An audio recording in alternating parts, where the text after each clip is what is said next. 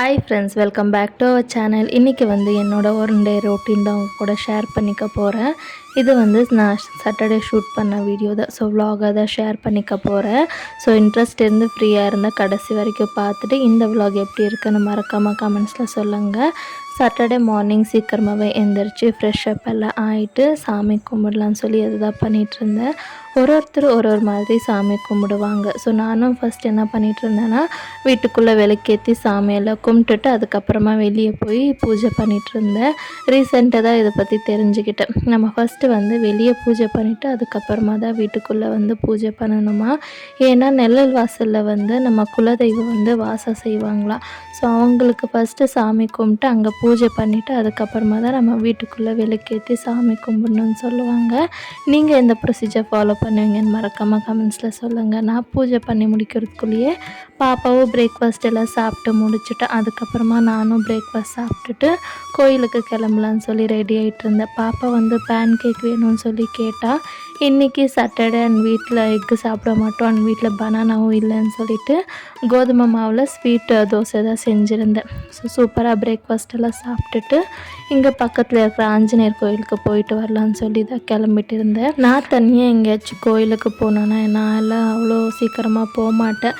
எனக்கு கூட இல்லை துணைக்கு யாராச்சும் ஆள் இருந்தாங்கன்னா நான் போயிட்டு வந்துடுவேன். ஸோ இப்போ ரீசெண்டாக வந்து புது வீட்டுக்கு ஷிஃப்ட் ஆன பிறகு நானும் வீட்டு ஓனர் அக்கா 2 பேரும் சேர்ந்து இப்போ அடிக்கடி கோயிலுக்கு போயிட்டு வருவோம்.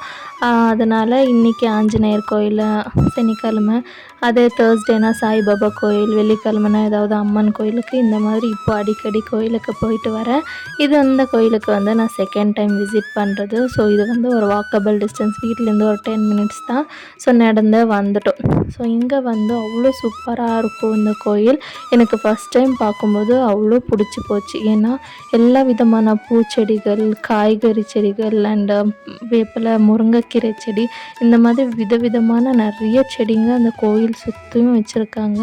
அங்கே இந்த வேப்பிலை மரம் அண்ட் இன்னொரு மரம் பேர் எனக்கு தெரியாது. ஸோ உங்களுக்கு யாருக்காச்சும் தெரிஞ்ச கமெண்ட்ஸில் சொல்லுங்கள். இதுக்கு கீழே உக்காந்துருந்தால் அவ்வளோ சில்லுன்னு காற்று அவ்வளோ சூப்பராக இருக்கும்.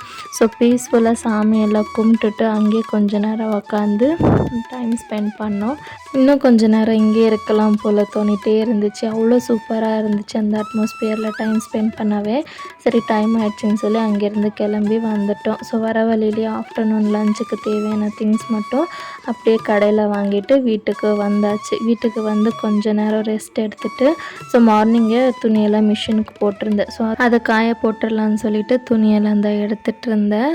இந்த துணி எனக்கு ஒரு சில வேலைங்கள் எல்லாம் செய்யறதுக்கு சுத்தமாக பிடிக்காது. ஏன்னா நான் இந்த துணி காய போடுறது, காஞ்ச பிறகு அதை மடித்து துணியை அடிக்கிறது அண்ட் கழுவுன சாமான் அடுக்கிறது, இந்த மாதிரி ஒரு சில வேலைகள் எல்லாம் எனக்கு பண்ண சுத்தமாக பிடிக்காது. ஸோ பிஃபோர் மேரேஜ் வந்து நானும் என் தங்கச்சி பயங்கரமாக சண்டை போடுவோம் இந்த மாதிரி வேலை செய்கிறதுக்கு. நான் துணி காய போட்டால் நீ மடிக்கணும், நான் சாமான் கழுவுனா நீ அதை வந்து அடுக்கி வைக்கணும்னு சொல்லி இந்த மாதிரி பயங்கரமாக சண்டை போடுவோம்.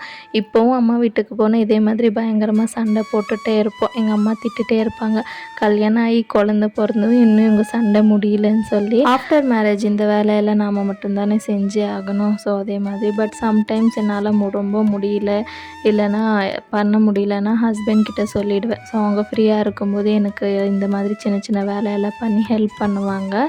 அண்ட் இப்போ அவரும் கொஞ்சம் பிஸியாக இருக்கிறதுனால அவராலையும் பண்ண முடியறதில்ல. ஆனால் நான் ஒன்று பெற்று வச்சுருக்கிறேன், என் பொண்ணு, அம்மா நான் துணி மடிக்கிறேன், அம்மா நான் வீட்டு பெருக்கிறேன், அம்மா நான் சாமான் கழுவுறேன்னு சொல்லி எல்லா வேலையும் நான் பண்ணுறேன்னு சொல்லி அவள் ஒரு வேலை பண்ணுறாளோ இல்லையோ அதுக்கு எக்ஸ்ட்ரா வேலை நான் இன்னொரு வேலை பண்ணணும், அந்த மாதிரி பண்ணி வச்சுருவான்.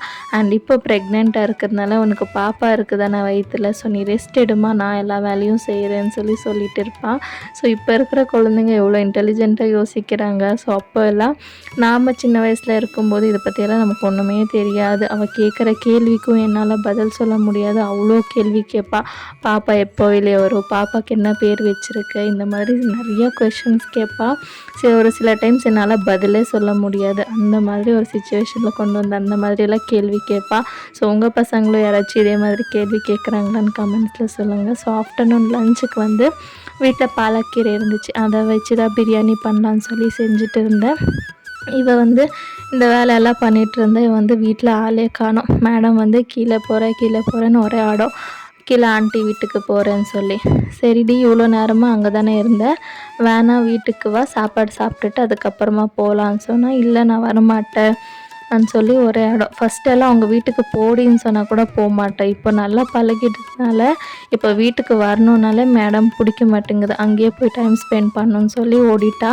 சரி அவளுக்கு ஒரு சமாதானம் பண்ணி அவளுக்கு கூட்டிகிட்டு வந்து லஞ்ச் எல்லாம் கொடுத்துட்டு கொஞ்ச நேரம் படுத்து ரெஸ்ட் எடுத்தோம். ஹஸ்பண்டுக்கு ஃபஸ்ட் ஷிஃப்ட்ன்றதுனால அவங்களும் சீக்கிரமாக வந்துட்டாங்க. வரும்போதே பாலும் ப்ரெட்டும் வாங்கிட்டு வந்திருந்தாங்க. பசிக்குதுன்னு சொன்னதுனால சரி ஸ்ட்ராங்காக டீ வச்சுட்டு அதுக்கப்புறம் ப்ரெட் டோஸ்ட் பண்ணி சாப்பிட்லான்னு சொல்லி தான் அதான் பண்ணிகிட்டு இருந்தேன். எனக்கு இந்த ப்ரெட் ஸ்மெல்லுன்னா அவ்வளோ பிடிக்கும். ஸோ நான் ஸ்கூல் படிக்கும்போது நான் வந்து ஈவினிங் டைமில் டியூஷன் போயிட்டுருந்தேன். அங்கே வந்து இந்த மாதிரி ப்ரெட்டு பன் எல்லாம் செய்கிறது பேக்கரி பக்கத்தில் ஒரு கோடன் இருக்கும். அங்கே வந்து அவ்வளோ அந்த ஏரியாவே அவ்வளோ ஸ்மெல்லாக இருக்கும். ஸோ அந்த ஸ்மெல்க்காகவே அந்த ஏரியாவில் நான் மெதுவாக நடந்து போவேன். இப்போ கூட ப்ரெட் வாங்கிட்டு வந்தாங்கன்னா அந்த ஸ்மெல்லை மூந்தி பார்ப்பேன், அவ்வளோ சூப்பராக இருக்கும். உங்களுக்கு யாருக்காச்சும் என்ன மாதிரி இந்த மாதிரி ப்ரெட் ஸ்மெல் பிடிக்குமான்னு கமெண்ட் சொல்லுங்கள். ஸோ சூப்பராக டீ ப்ரெட் எல்லாமே சாப்பிட்டுட்டு ஈவினிங் போல் ரொம்ப நாள் ஆச்சு வெளியே போய் எங்கேயாச்சும் வெளியே போயிட்டு வரலான்னு சொல்லிட்டு கிளம்பிட்டோம். இப்போது ப்ரெக்னென்சி ஜெர்னியில் இருக்கிறதுனால எனக்கு அடிக்கடி வெளியே போகவே சுத்தமாக பிடிக்கல. வீட்லேயே நல்லா ரெஸ்ட் எடுக்கலான்னு தோணிகிட்டே இருக்கும். பட் ரொம்ப நாள் ஆனதால் ஒரு சில திங்ஸ் எல்லாமே வாங்க வேண்டியது இருந்துச்சு. சரி இன்றைக்கி விட்டால் இவங்க கிடைக்க மாட்டாங்க, வீக்கெண்ட்ஸில் மட்டும்தான் இவங்க ஃப்ரீயாக இருப்பாங்க.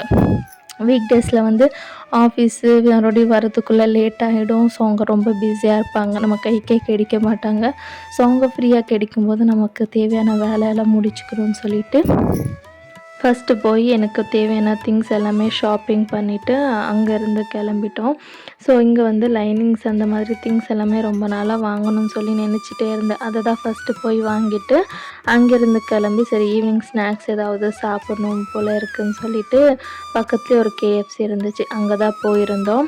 பட் இன்றைக்கி சட்டர்டேன்றதுனால நாங்கள் நான்வெஜ் எதுவுமே சாப்பிட மாட்டோம். ஸோ சிம்பிளாக வந்து அங்கே ஆம்பியன்ஸ் எல்லாமே சூப்பராக இருந்துச்சு. சுற்றி பார்த்துட்டு சிம்பிளாக வந்து வெஜ் பர்கரும் அண்ட் வெஜ் ஃபிங்கர்ஸ் தான் ஆர்டர் பண்ணியிருந்தோம். சூப்பராக ஈவினிங் ஸ்நாக்ஸ் எல்லாமே சாப்பிட்டு முடிச்சுட்டு அங்கேருந்து கிளம்பி வீட்டுக்கு வந்துட்டோம். வீட்டுக்கு வந்த பிறகு ஆஃப்டர்நூன் செஞ்ச பாலக் பிரியாணியே கொஞ்சமாக இருந்துச்சு, அதையே சாப்பிட்டு இந்த டேவை இந்த மாதிரி சூப்பராக முடிச்சாச்சு. ஸோ இதுதான் என்னோடய ஃபஸ்ட்டு லாங் வீடியோ. ஸோ மறக்காமல் எப்படி இருக்குன்னு கமெண்ட்ஸில் சொல்லுங்கள். இப்போ தான் இந்த மாதிரி vlogs எல்லாமே ஷூட் பண்ண ஸ்டார்ட் பண்ணியிருக்கேன். மறக்காமல் உங்கள் ஒப்பீனியன்ஸ் கமெண்ட்ஸில் சொல்லுங்கள். நல்லா இருக்குன்னா இதே மாதிரி நான் அடிக்கடி ஷேர் பண்ணுவேன். அண்ட் வேறு ஏதாவது இம்ப்ரூவ்மெண்ட் பண்ணணுன்னாலும் உங்கள் ஒப்பீனியன் கமெண்ட்ஸில் சொல்லுங்கள், நான் அதை இம்ப்ரூவ் பண்ணிக்கிறேன். அண்ட் இந்த வீடியோ பிடிச்ச ஒரு லைக் போட்டுட்டு இந்த மாதிரி வீடியோஸ் பார்க்குறதுக்கு மறக்காமல் நம்மளோட சேனலை சப்ஸ்கிரைப் பண்ணிக்கோங்க.